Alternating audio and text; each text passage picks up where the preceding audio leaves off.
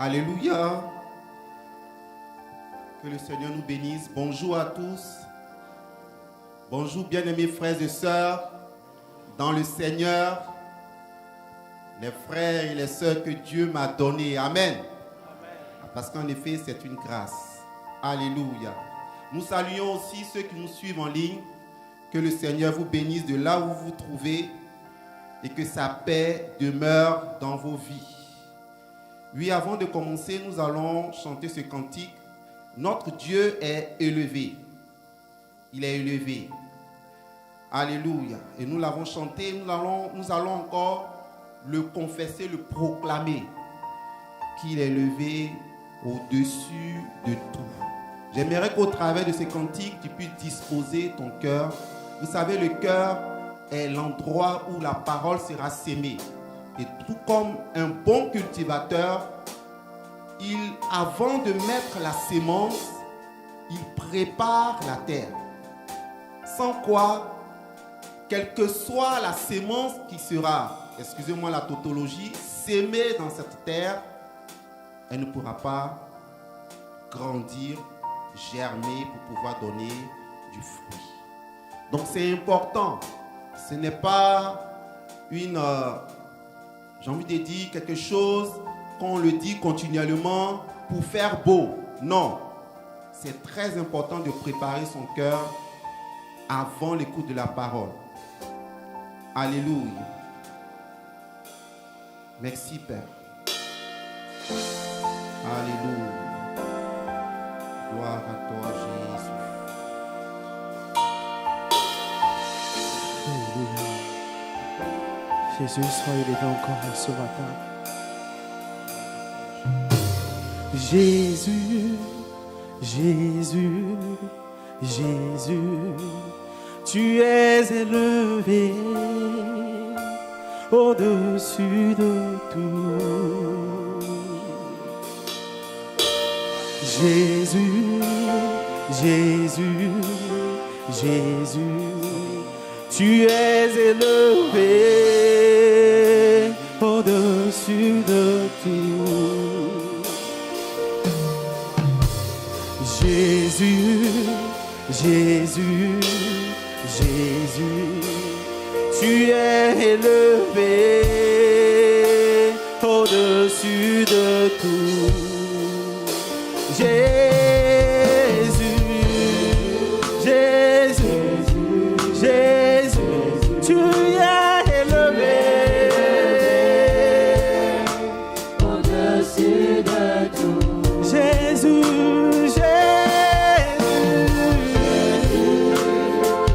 Jésus,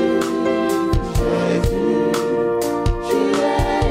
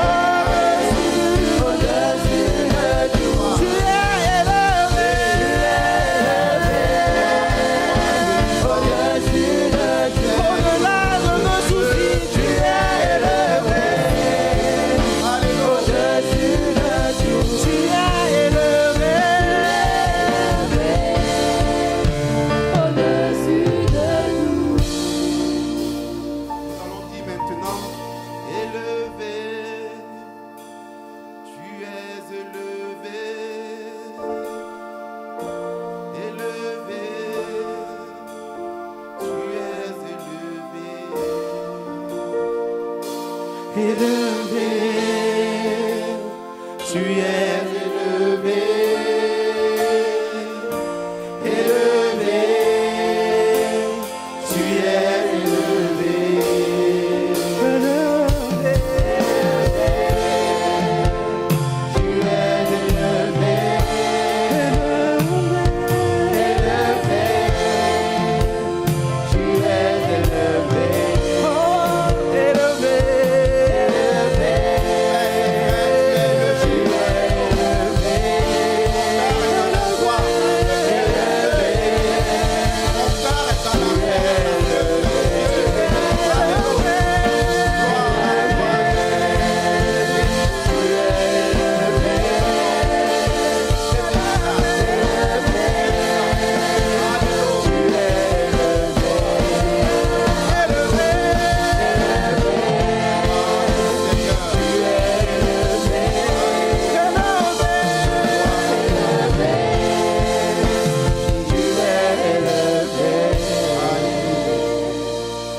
Gloire à toi, Père, pour ces instants.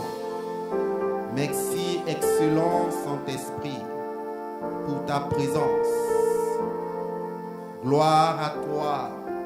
Alléluia. Merci parce que tu nous fais du bien pendant ces instants. Tu continues de nous faire du bien. Nous t'avons adoré. Et nous voulons que maintenant tu nous parles. Père, je me recommande à ta grâce. Donne-moi de communiquer en toute humilité ce que tu as déposé sur mon cœur. Gloire à toi, Papa, parce que tu rends les cœurs fertiles, afin que cette sémence puisse germer et porter beaucoup de fruits, afin que ton nom soit glorifié au nom de Jésus. Merci pour ces instants qui sont sous ton contrôle, parce que tu es le Dieu élevé et nul ne peut t'égaler. Nul ne peut se comparer à toi. Tu es le Dieu puissant, le Dieu véritable. Alléluia. Et nous tenons dans cette vérité. Nous pouvons parler de ta part aisément, en toute confiance, en toute sérénité. Merci, Papa, pour tout en ce lieu qui t'est soumis au nom de Jésus. Amen. Amen. Alléluia. Merci à la chorale. Que le Seigneur vous bénisse. Amen, amen. Alléluia. Ok. Alors, je bénis le Seigneur pour ces instants et pour cette grâce qui me fait de me tenir devant vous après ce long moment d'absence. Je vais parler de la prédication. C'est une grâce que d'avoir du temps pour servir le Seigneur. Alléluia. Amen. Et je bénis le Seigneur, je chéris vraiment cette grâce que j'ai aujourd'hui de me tenir devant vous. Et je veux bénir le Seigneur pour la présence du Saint-Esprit au milieu de nous. Le Saint-Esprit qui nous fait du bien. Alléluia. Mais je veux bénir aussi le Seigneur pour la présence de celle qui me fait aussi du bien chaque jour, qui est là à côté de moi, qui prend soin de moi. Je vais bénir le Seigneur pour la vie de mon épouse. Amen. Alléluia. Alors, nous sommes toujours dans notre vision qui dit ceci: fortifie-toi, prends courage et possède ton héritage. Fortifie-toi, prends courage et possède ton héritage. Quelle belle vision. Amen. J'espère que jusqu'à la fin de cette vision, nos héritages seront possédés. Alléluia. Et particulièrement l'axe dans lequel nous sommes, c'est jouir des fruits de notre héritage. J'espère que tu jouis des fruits de ton héritage. Parce que nous avons commencé depuis le mois d'avril. Et ce dimanche même, je pense que cet axe s'arrête au mois de juin. Alléluia. Il s'arrête au mois de juin. Donc, c'est le dernier dimanche. Donc, j'espère que tu as bien joui des fruits de ton héritage. Alléluia. Alléluia. Alors, nous allons lire deux textes L'un se trouve dans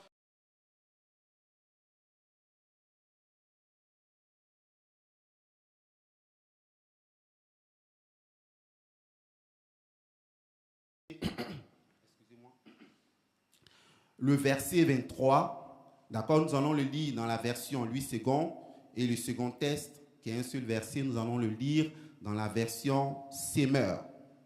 Lisons donc la parole de Dieu. Je vais me faire aider par le multimédia. Donc, Jean 17, d'abord à partir du verset 20. Là, vous nous avez affiché le dernier verset. Merci. Ce n'est pas pour eux seulement que je prie, mais encore pour ceux qui croiront en moi par leur parole.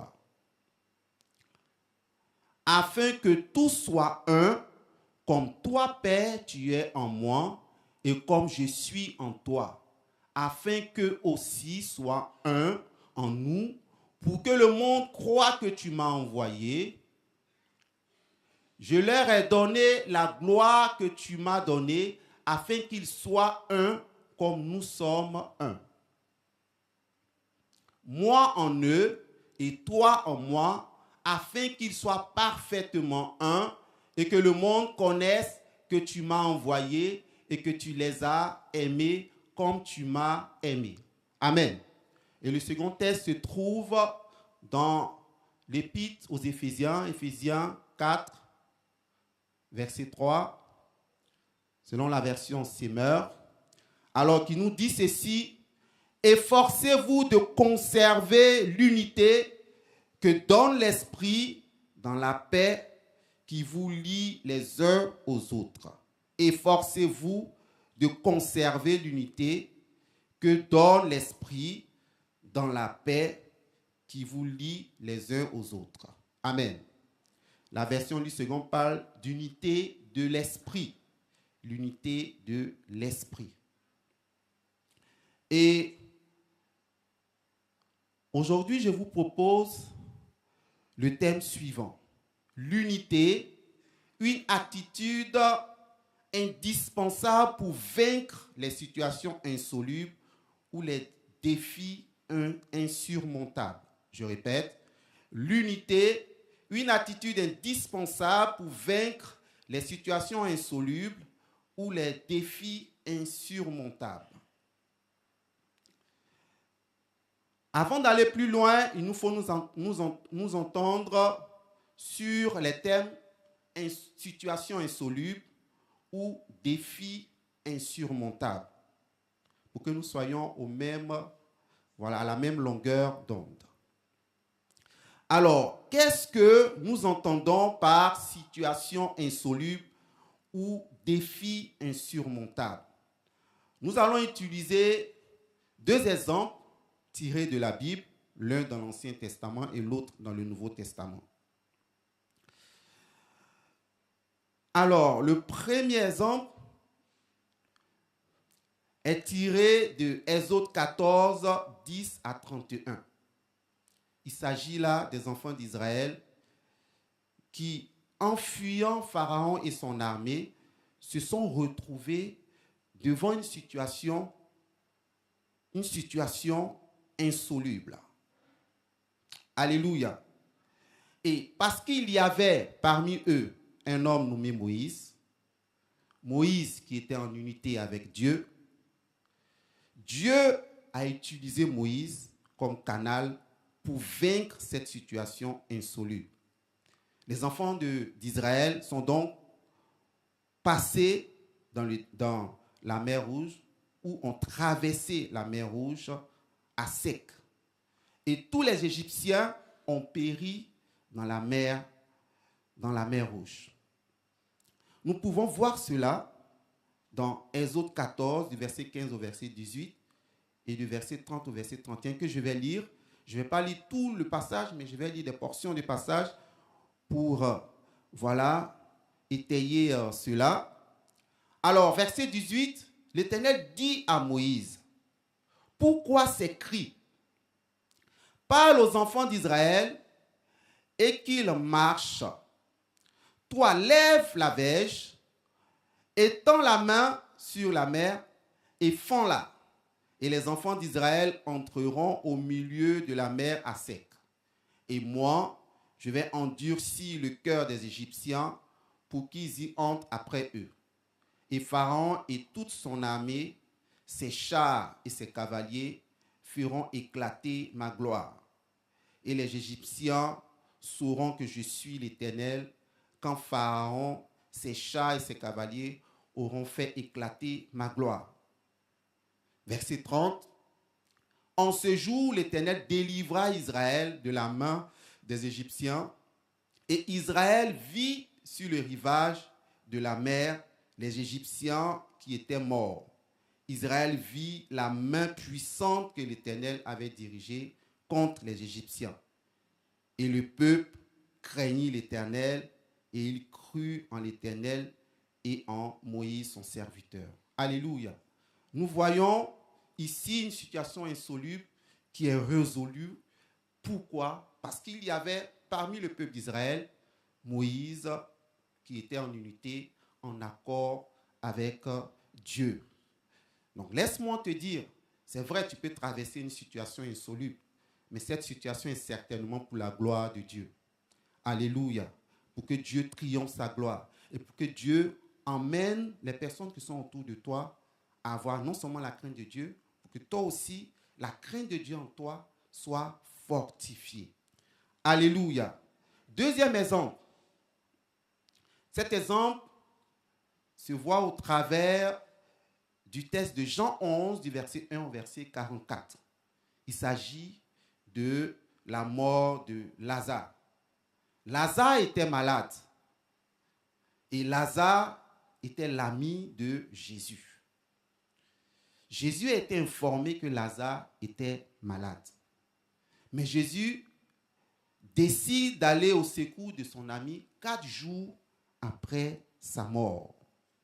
Et Jésus dit en Jean 11, à partir du verset 41 au verset 43. Père, je te rends grâce de ce que tu m'as exaucé. Quelle unité! Jésus avait une relation particulière avec son Père. Il savait ce que son Père faisait avec lui.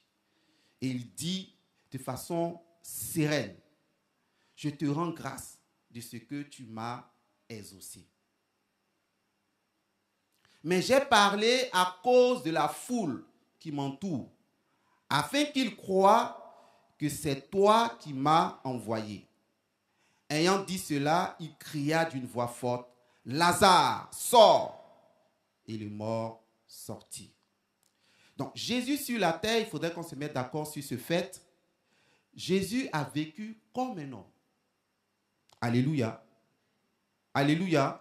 Jésus a vécu comme un homme. Jésus n'a pas triché, comme j'ai l'habitude de dire lorsque je fais le cours aux néophytes. Jésus n'a pas triché. Jésus a vécu comme un homme. Mais ce qui a amené Jésus à vraiment surmonter, à vaincre tous les défis ou toutes les situations insolubles devant lesquelles il se trouvait ou bien il s'est trouvé, c'est qu'il était en accord avec Dieu le Père, en accord avec le Saint-Esprit. Alléluia. Donc, vous comprenez avec moi qu'une situation insoluble ou un défi insurmontable est une situation ou un défi difficile, voire impossible à résoudre humainement parlant. De nos jours, nous pouvons faire face à des situations insolubles ou des défis insurmontables. Cela peut être un défi de santé, un défi de problème de loyer ou un défi de loyer impayé, un défi de facture quelconque, un défi de mariage, un défi d'enfantement. Alléluia. Amen. Et nous avons ce matin une clé qui nous permet de pouvoir les vaincre. Et cette clé, c'est l'unité. C'est de cette unité que nous parlent nos deux textes de base que nous venons de lire. Dans le premier texte de Jean 17, du verset 20 au verset 23, qui est une portion de la prière sacerdotale de Jésus,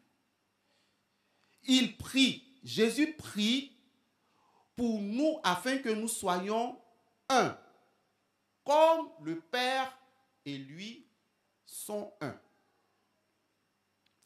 Il prie pour que nous soyons parfaitement un entre nous et que cette unité serve de témoignage, alléluia, au monde que Jésus est fils de Dieu et que le monde voit l'amour de Dieu au travers de cette unité entre nous.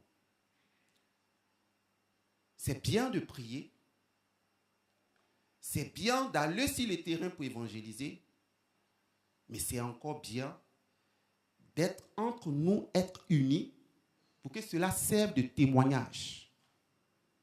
Que les hommes voient l'amour de Dieu. Alléluia. Alors, comment pouvons-nous définir l'unité? En bon enseignant, je suis enseignant de formation. Et il est bien de s'entendre sur les termes. Comme ça, on ne se disperse pas, on ne se dissipe pas. Alors, c'est quoi l'unité? L'unité, c'est tout simplement le fait d'être en accord. C'est le fait d'être un. Amen. L'unité ne veut pas dire être pareil. Non. L'unité ne veut pas dire être pareil. L'unité n'est pas la conformité. L'unité, c'est tout simplement le fait de se mettre ensemble, de se mettre d'accord, d'être un. Amen. Je vais essayer d'illustrer cela par cet exemple, l'exemple d'une plante. Alléluia. L'exemple d'une plante. Nous connaissons tous une plante. Amen. Qui n'a jamais vu de plante? Mais si tu sors derrière là, tu vas voir le jardin de Maman Gouli. Il y a des plantes là-bas. Alléluia.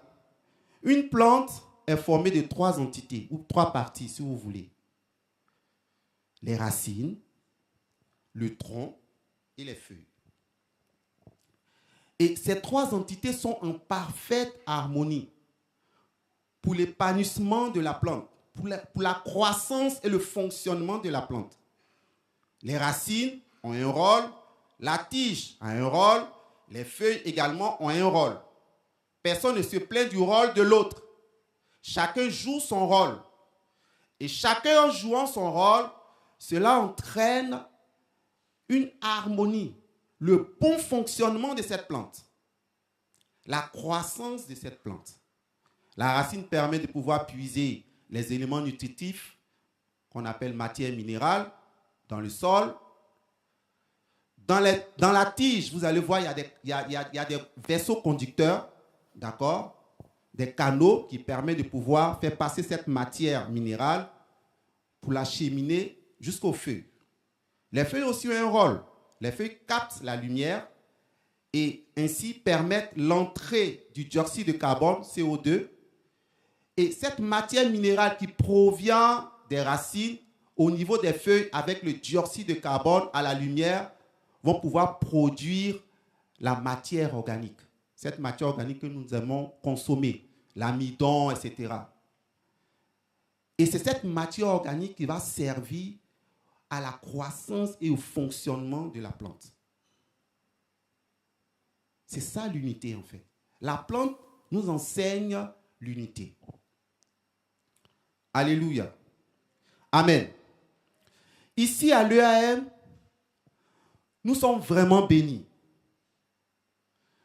Nous rencontrons diverses cultures, diverses nationalités. Alléluia. Et cela doit faire notre force. Cela doit faire notre force et non un désaccord, être sujet de désaccord.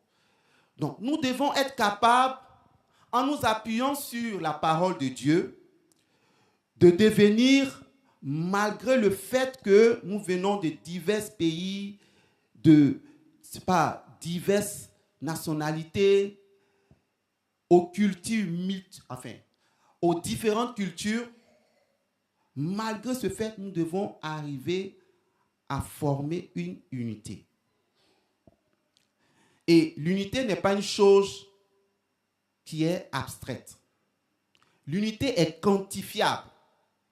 On peut mesurer l'unité qu'il y a dans un groupe.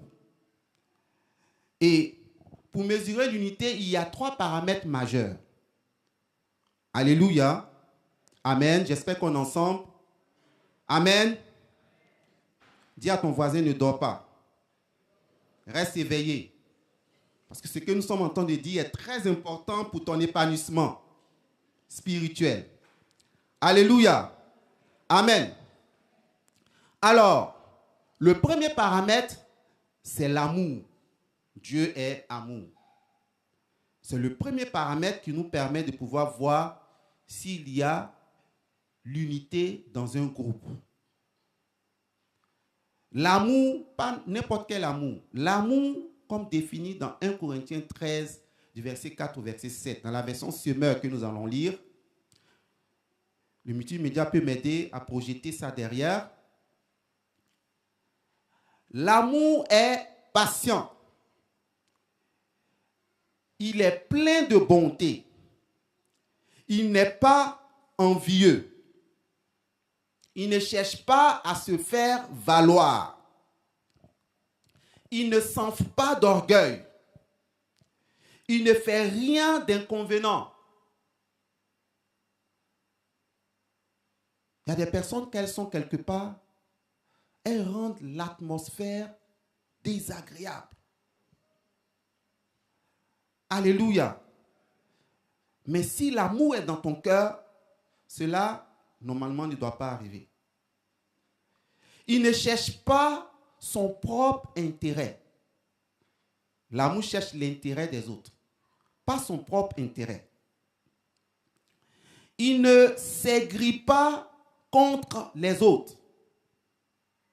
Il y a des personnes qui passent tout le temps à bouder.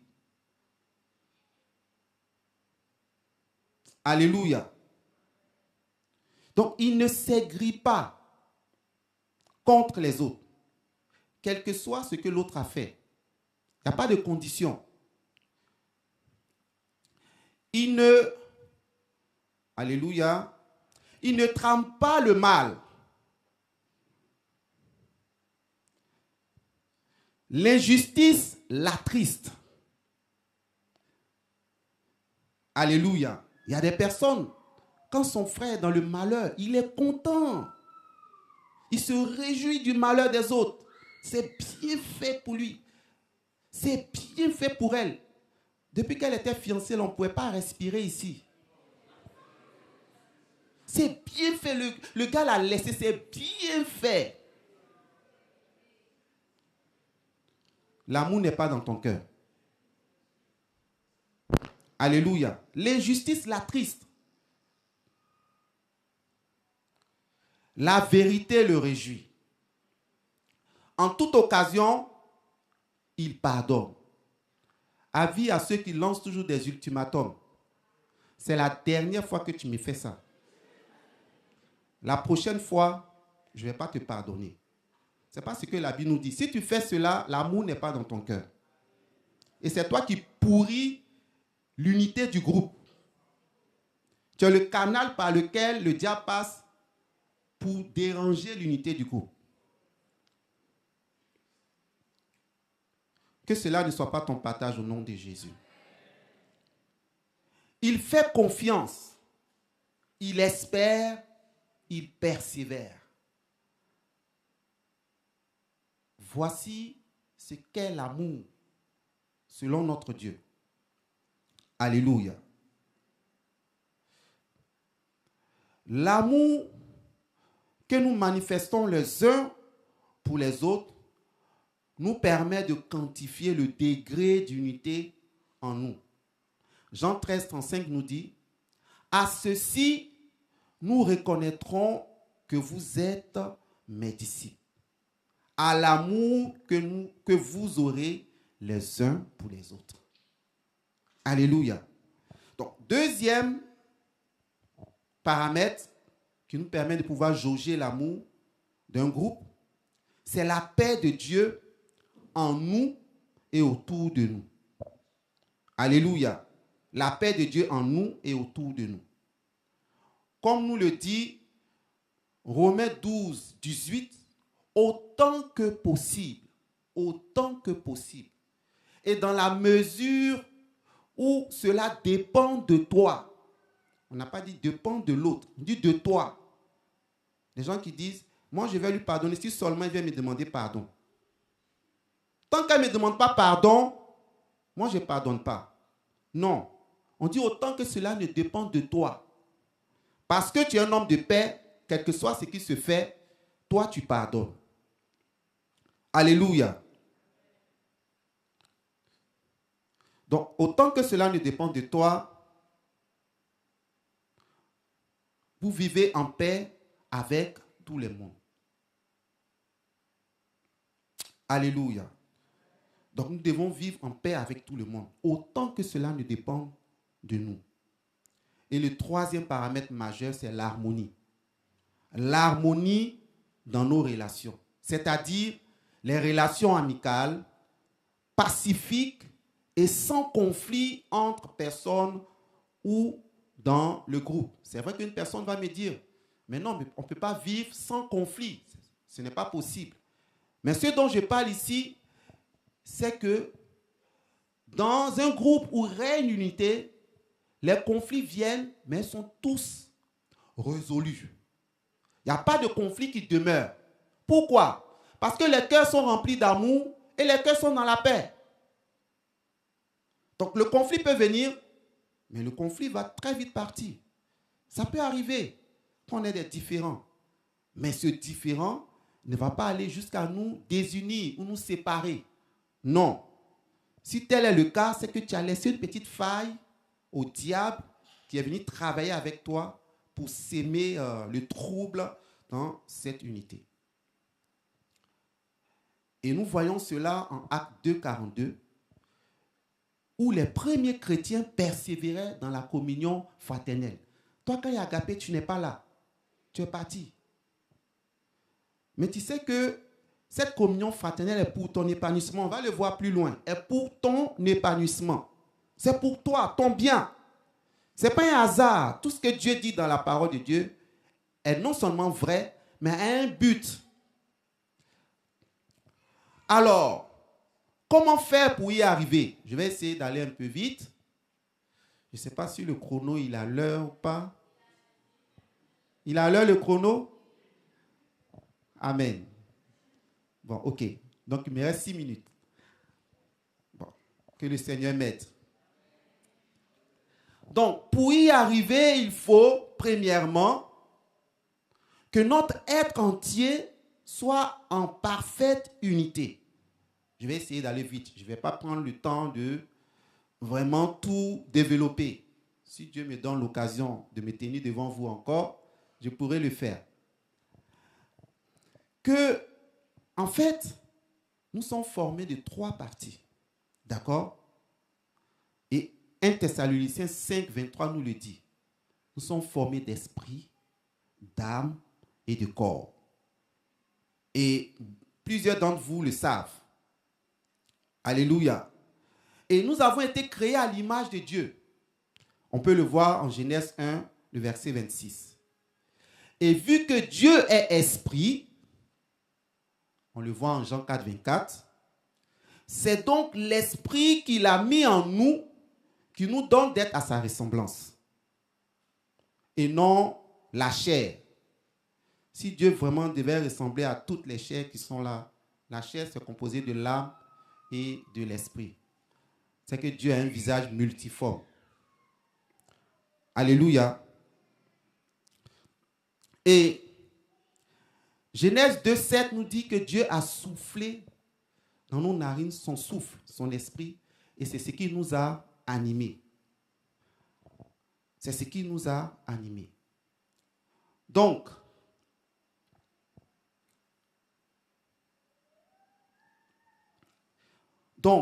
l'esprit, nous sommes formés, comme je l'ai dit tantôt, d'esprit, d'âme et de corps. Alléluia. Amen. Donc, nous sommes d'abord des esprits dans des contenants physiques. C'est comme l'eau qui prend la forme du récipient dans lequel on le verse. Donc, nous sommes d'abord esprits. Franchement, j'aimerais que tu réalises cela. Tu es d'abord un esprit avant d'être une chair. Et c'est important, quand tu le comprends, je t'assure qu'il y a beaucoup de choses qui vont changer dans ta vie. Donc, il nous faut arriver donc à l'unité entre notre esprit, notre âme et notre corps. Il faut que ces trois entités forment un. Comme Dieu le Père, Dieu le Fils et Dieu le Saint-Esprit forment un. Il faut que le commandant en chef de notre être entier soit l'esprit. L'esprit. Je ne parle pas du Saint-Esprit d'abord. Je parle de notre esprit qui a la volonté. Et lui, il va agir sur l'âme qui a l'autorité. Et cette âme, l'esprit ayant communiqué la volonté à l'âme, l'âme va ensuite communiquer cette volonté reçue par l'esprit au corps qui va le manifester sous forme d'action ou d'attitude. Alléluia. Donc, il faut arriver à mettre une parfaite harmonie entre ces trois. Alléluia. Et cela crée en nous un bien-être. Amen. Et cela fait de pouvoir nous exprimer comme David au psaume 139 du verset 13 au verset 14 qui dit « Tu m'as fait ce que je suis et tu m'as tissé dans le ventre de ma mère. Merci d'avoir fait de moi une créature si merveilleuse. » Une créature merveilleuse. Et cette personne ne sera point complexée. Mais si une personne dit tu as un gros nez, tu es serein. Parce que tu sais pourquoi Dieu t'a donné ce gros nez. Alléluia. Tu es serein. Tu n'es pas complexé. Et tu ne tombes pas dans la dépression. Parce que tu es en équilibre avec toi-même. Alléluia. Deuxièmement, il faut maintenant que tout notre être entier est en parfaite harmonie, maintenant que l'esprit, l'âme et le corps sont unis, c'est très facile maintenant d'unir toute cette entité au Saint-Esprit. Donc nous devons nous unir au Saint-Esprit en ayant pour chef notre esprit. Alléluia. Donc notre esprit va maintenant se connecter au Saint-Esprit, recevoir la volonté du Père, parce que le Saint-Esprit détient la volonté du Père. Donc il pourra communiquer cette volonté aisément à notre esprit, qui va par la suite communiquer cela à l'âme, et l'âme va communiquer au corps, et on va voir l'attitude qu'il faut. Alléluia. Alléluia. Quand ceci est fait, c'est très facile maintenant de pouvoir vivre l'unité dans un groupe. Parce que la chair est assujettie à l'esprit de l'homme, l'esprit de l'homme est assujetti au Saint-Esprit, et après cela, qu'est-ce qu'il faut faire? Il faudra que tous les esprits maintenant s'unissent. Je vous ai dit d'entrée de jeu que nous sommes d'abord esprits avant d'être chair. Alléluia. Amen. J'espère que je ne te choque pas trop. Hein. Amen. Ok. Alors, je vais un peu rapidement. Jusqu'à mon temps. Voilà. Et donc, parlant de l'unité avec l'esprit, la Bible nous dit en Galates 5, le verset 16, de marcher par l'esprit pour ne point accomplir les désirs de la chair. Alléluia. Donc, la chair a des désirs contraires à ceux de l'esprit. Quand on parle d'esprit, on parle de notre esprit. Alléluia. Contraire à ceux de l'esprit. Non, on parle du Saint-Esprit. Pardon, désolé. Alléluia. Amen. Amen, amen. Alors, et les œuvres de l'esprit sont citées. Nous savons c'est quoi les œuvres de l'esprit. Et nous pouvons le voir en Galates 5, de verset 18 au verset 21.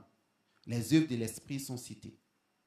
Et le fait de se connecter au Saint-Esprit nous donne de porter le fruit de l'esprit. Alléluia.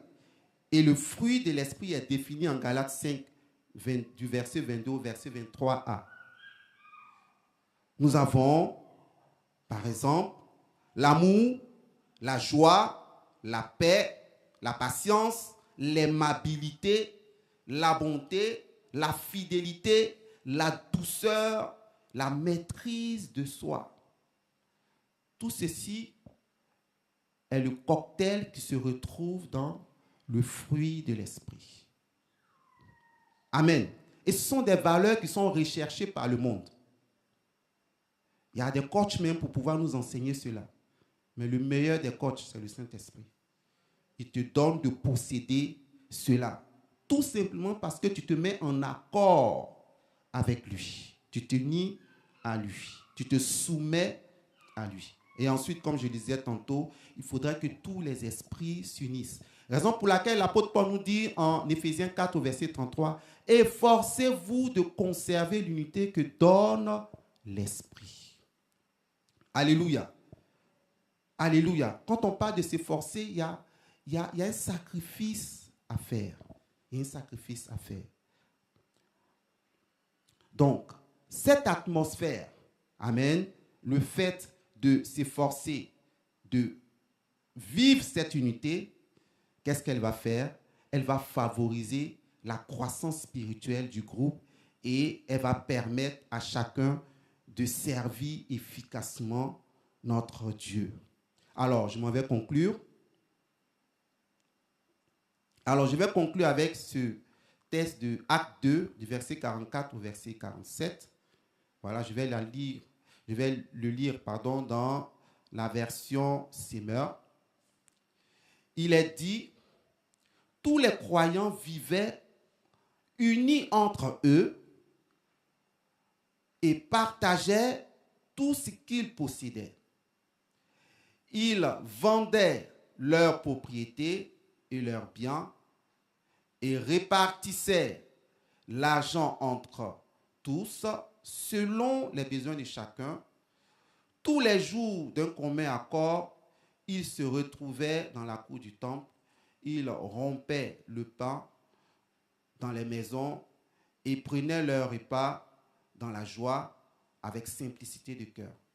Ils louaient Dieu et le peuple tout entier leur était favorable. Le Seigneur ajoutait chaque jour à leur communauté ceux qui étaient sauvés, mais ceux qu'il sauvait. Alléluia. Vous voyez donc l'unité de nos frères et sœurs en Christ de l'Église primitive faisait que, voilà, tout le monde qui les entourait leur était favorable. Et cette unité faisait que chaque jour était ajouté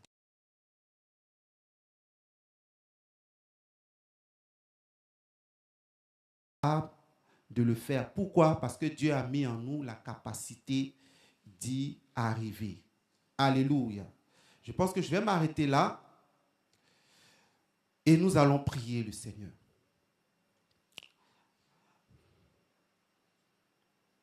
Alléluia. Dieu a certainement parlé à ton cœur. Nous voulons vivre l'unité dans notre assemblée. Mais pour pouvoir parfaire cette unité, pour pouvoir arriver à vivre cette unité, que notre Seigneur et Sauveur nous recommande, il faut passer par ces différentes étapes.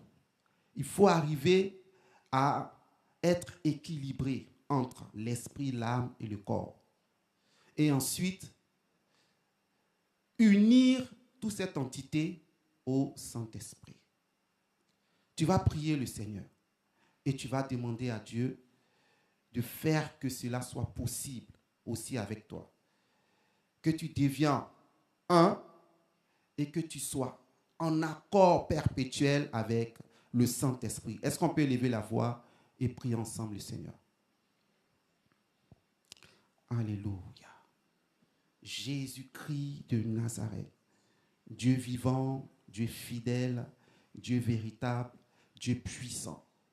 Gloire à toi. Gloire à toi. Gloire à toi. Alléluia. Alléluia.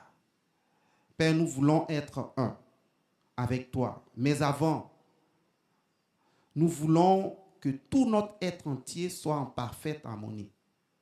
D'abord, entre ces différentes entités que tu as mis en nous et également avec toi au nom de Jésus. Au nom de Jésus. Au nom de Jésus. Merci parce que tu le fais au nom de Jésus. Alléluia. Nous allons prier pour cet autre sujet. Nous allons prier pour l'unité du corps du Christ, pour l'unité des paroissiens de notre Église. Nous allons prier que nous soyons un, que nous soyons en accord. Alléluia. Est-ce que tu peux élever la voix et prier pour ce sujet? Gloire à toi, Père. Gloire à toi, Dieu fidèle. Gloire à toi, Dieu véritable. Gloire à toi, Dieu puissant. Alléluia. Merci, Père. Merci, Dieu fidèle. Merci, Dieu véritable. Merci, Dieu puissant. Béni sois-tu pour l'unité que tu permets entre nous, Jésus, et que toute la gloire te revienne, Papa. Au nom de Jésus. Alléluia. Amen. Amen. Que le Seigneur nous bénisse.